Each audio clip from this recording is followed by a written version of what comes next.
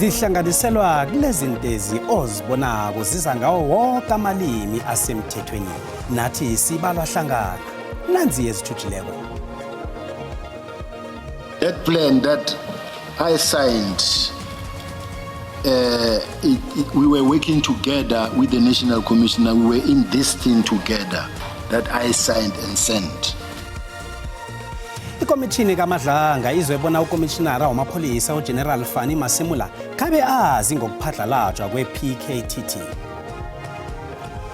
The mayor of Ekurhuleni to take such a decision without consulting us. We're a political party with structures, and coalitions are negotiated at the national level. I-Action SAET alikaphumikiyo igama lokuthi uXolani Khumalo ayokuba sekomidini kameyara weKurhuleni batsho azange batshelwe nokutshelwa. Singumasipala ukuthi amahlelo amathathu amakhulu azokwenza ukuthi le ndaba amanzi eThemisile ifike ekugcineni. Kubanjwe imbizwe rhabako kumasipalada iThembisile Hani eMpumalanga ukutsheja indaba yezenzelwa khulu indaba yamanzi.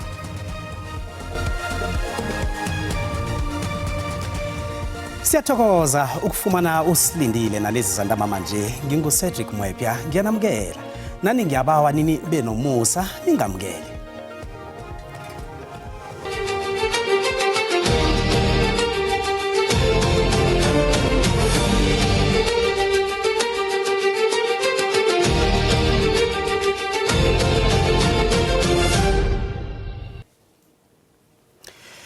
Lieutenant General Shadrack Sibiya uthi yena nesikhulu samapholisa uGeneral Fani Masemula bebaboke nabaphumelelisa ihlelo alihlikihlako ukulandela isiphakamiso sokuphatlalajwa kwephiko lamapholisa eliphenya ngezenzo zokubulalana ngokwepolitiki esakhutshwa ngungqongqotjhe wamapholisa osajanyisiweko uSenzo Mchunu ngoNobayeni ka-2024 ekuyinto engakhange imrare uSibiya. uSibiya uthome ukwethula ubufakazi ngeva kwephenyo elenziwe ngomvulo. Ikomishini kaMadlanga izwebona umyalo wango-2024 ngoNobayeni kaNgqongqotjhe wamapholisa uSenzo Mchunu wokuphatlalajwa kwephiko lamapholisa lezenzo zokubulalana ngokwepolitiki akhange kube into erarako esikhulwini samapholisa uGeneral Fani Masemula. The National Commissioner testified that the minister's directive to disestablish the PKTT came as a complete surprise to him. However, I wish to draw the Commissioner's attention to a meeting held on the 1st of November 2024 at the SAPS Academy in Tshwane, which concerned human resource management matters and the organizational structure of the South African Police Service. This meeting was attended by the Minister Mchunu, the two deputy ministers, the National Commissioner, the deputy commissioners, including myself, and other attendees. Lieutenant General Sibiya wethula ubufakazi nangokuthi emhlanganweni loyo umyalo kaNgqongqotjhe uMchunu wakhombela ikomite ephezulu emapholiseni welizwe bona keyiqalisise beyibuyekeza amakhono okusebenza ekubalwa kiwo newephiko eliqala izenzo zokubulalana ngokwepolitiki. That plan that I signed,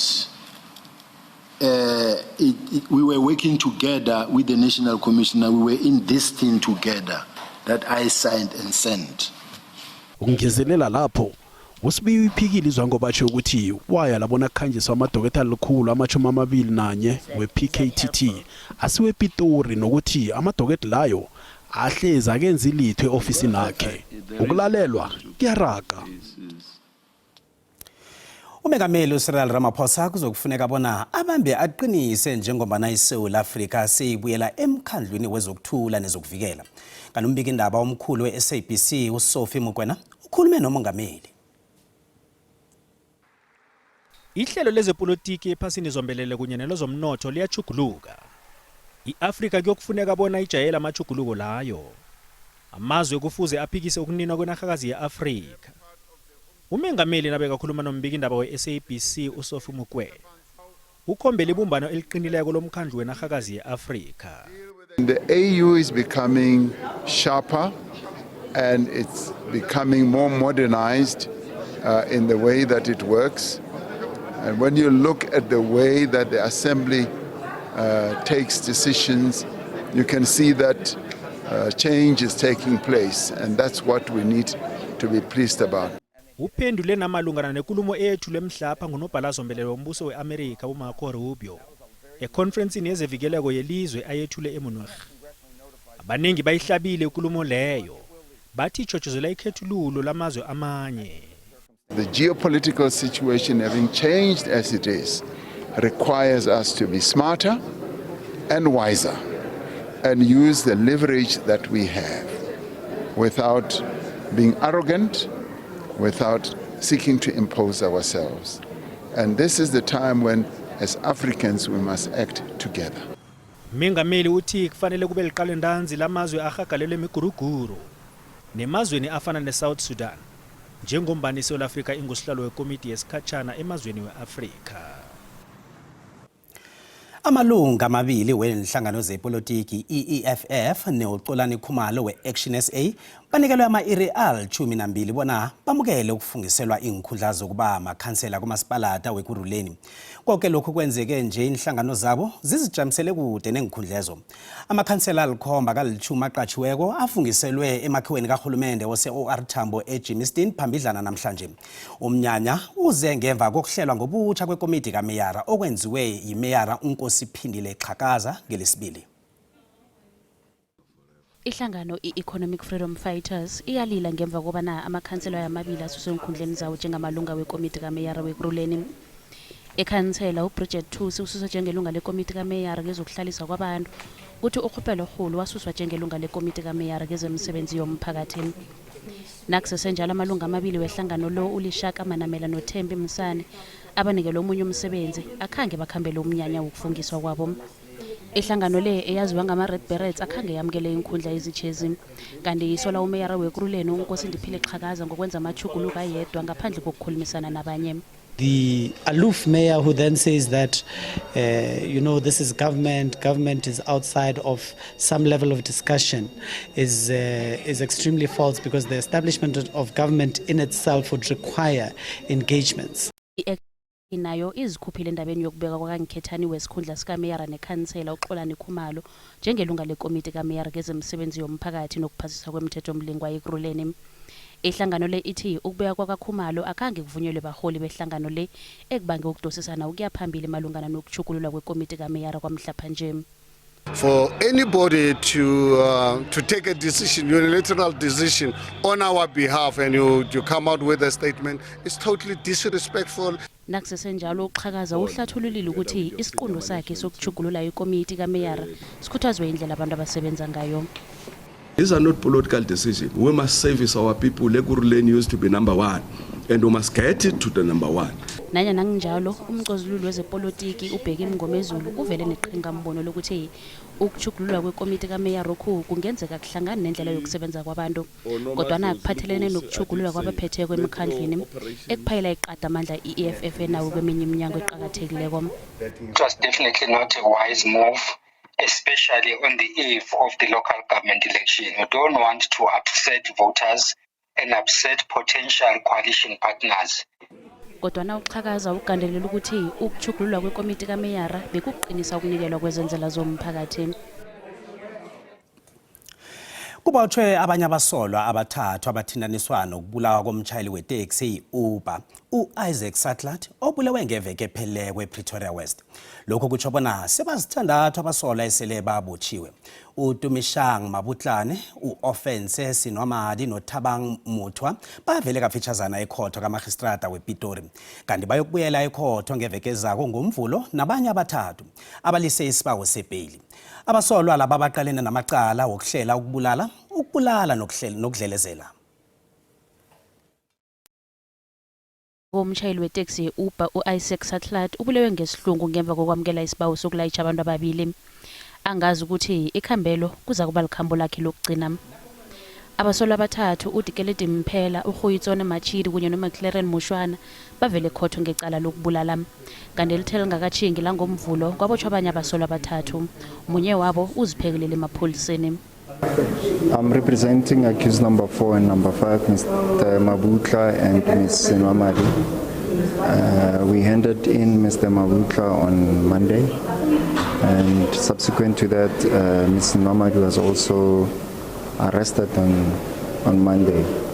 So they appeared today. Ibandla lezokuthuthukiswa komphakathi lithi abasolwa ababili baqalene necala linye kanti abasolwa abane baqalene namacala ambalwa afanako.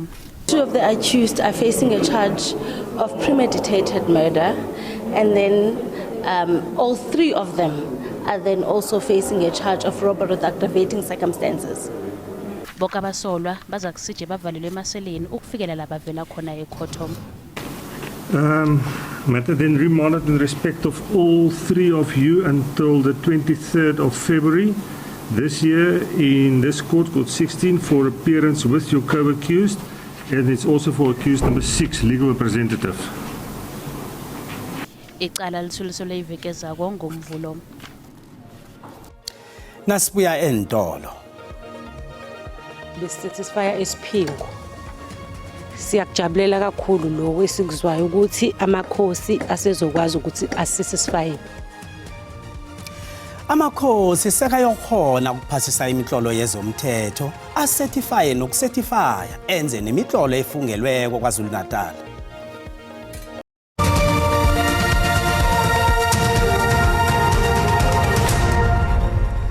Sisaraga nendaba lapha nawusanda ukufika siyakwamukela nawe kanti indaba ezi ziyatholakala ku YouTube, SABC Plus, TikTok, X na ku Facebook. Asirage nazo.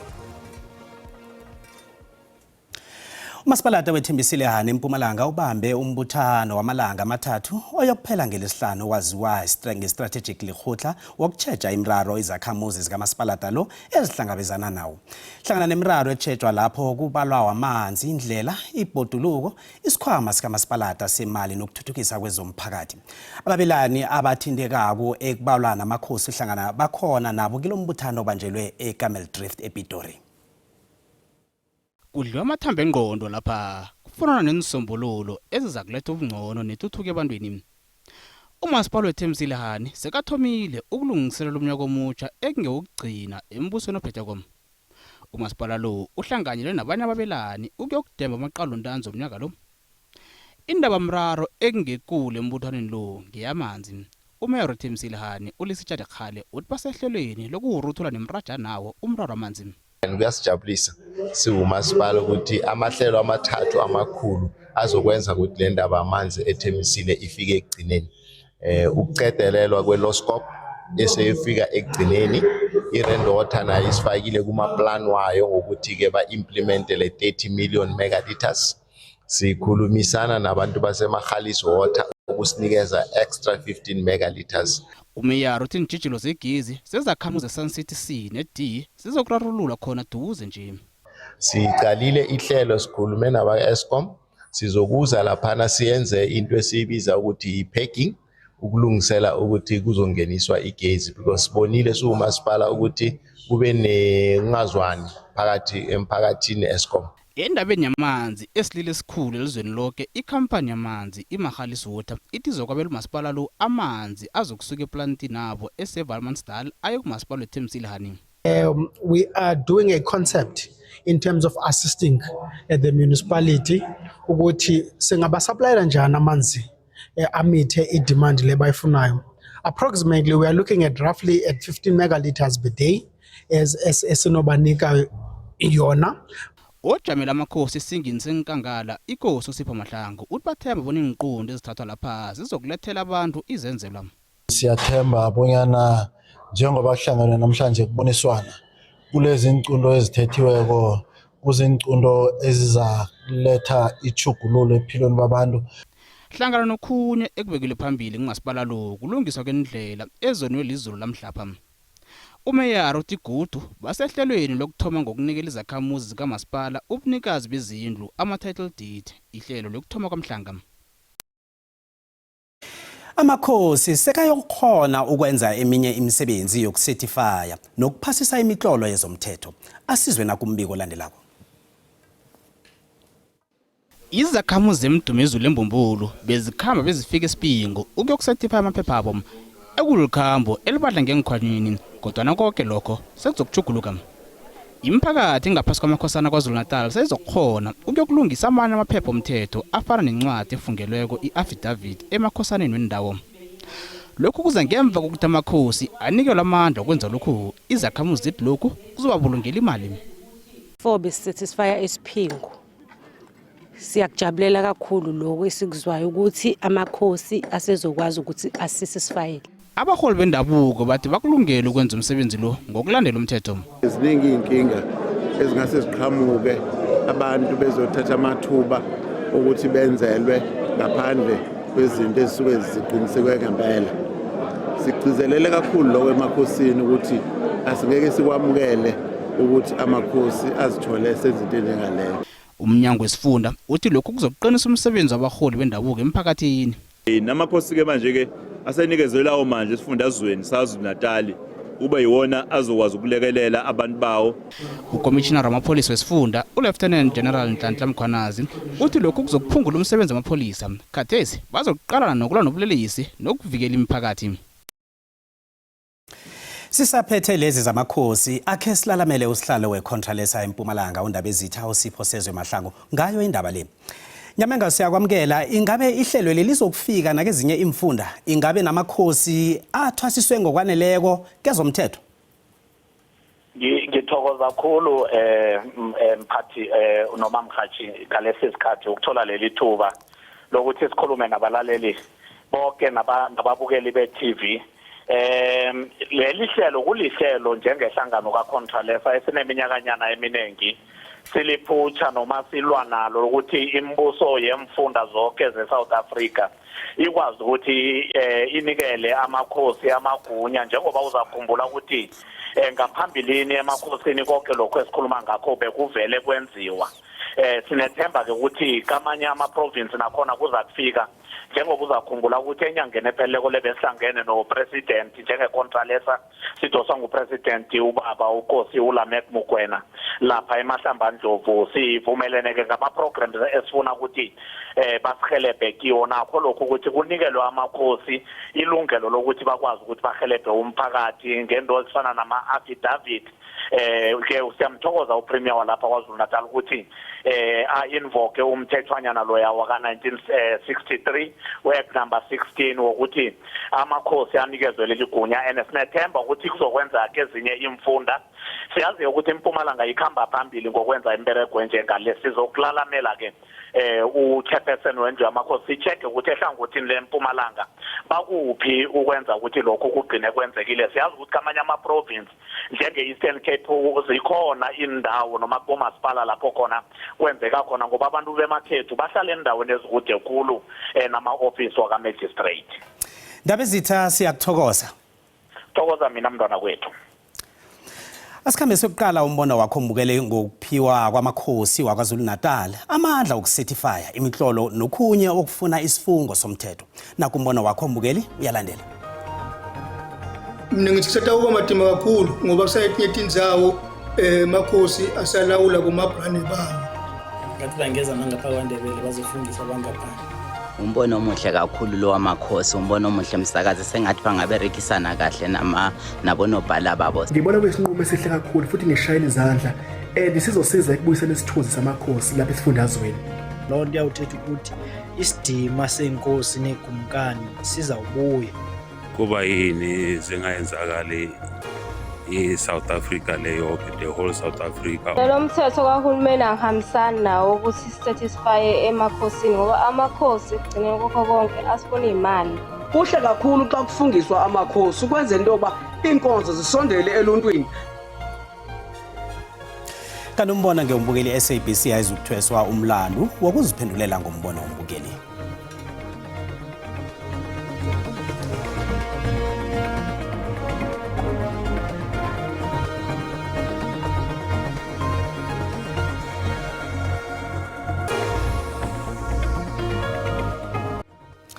Asikhambe sokuqala ujamo bezulu nobusayi.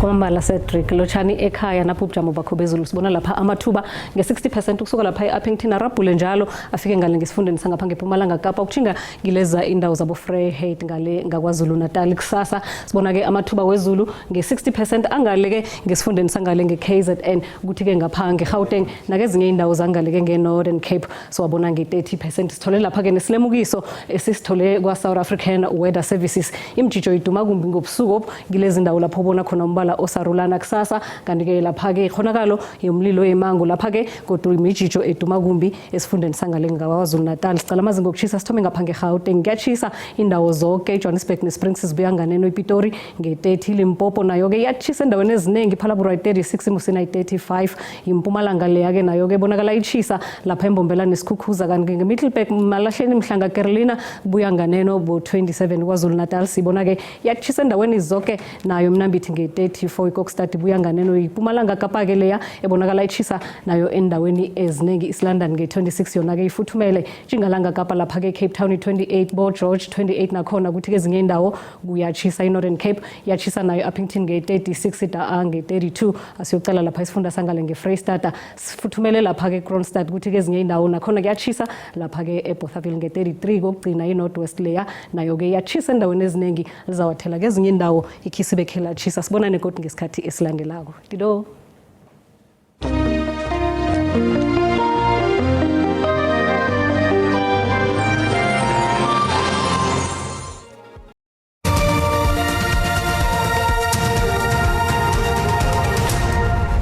Siphelela laphaza namhlanje sibonane kodwa ngokusako umusa